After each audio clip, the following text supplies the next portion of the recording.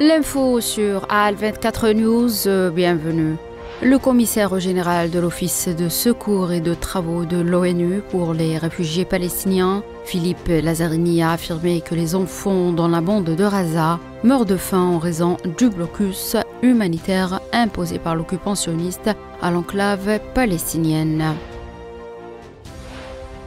L'Association de la jeunesse sahraoui de France a exprimé hier sa ferme condamnation de la démolition par les autorités marocaines d'occupation d'habitations de citoyens sahraouis dans la ville de Laayoune occupée et ses environs, appelant au lancement d'une campagne internationale pour dénoncer les pratiques répressives du Maroc dans les territoires sahraouis occupés.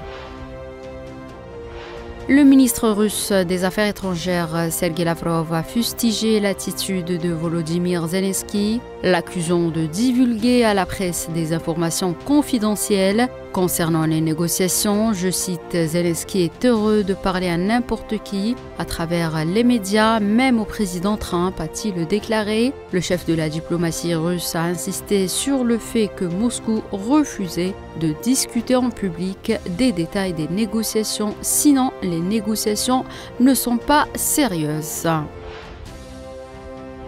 Les candidats canadiens ont jeté samedi leur dernière force dans la campagne législative à 2 jours d'un scrutin qui s'inscrit dans un contexte de menaces inédites du président américain Donald Trump à l'encontre du pays, dans un Canada qui est déstabilisé depuis le retour du républicain à la Maison-Blanche. Les libéraux du premier ministre Mark Carney sont donnés favoris pour le scrutin lundi, une victoire qui marquerait un revirement spectaculaire.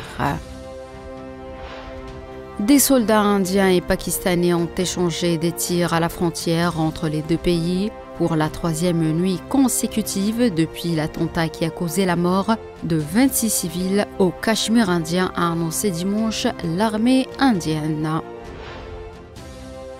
Le Parti démocrate, principal parti d'opposition de Corée du Sud, a nommé Lee Jae-myung candidat à l'élection présidentielle du 3 juin, un scrutin qui fait suite à la destitution du président Yoon Suk-yeol après sa déclaration de loi martiale. C'est la fin de cette édition, merci de l'avoir suivi.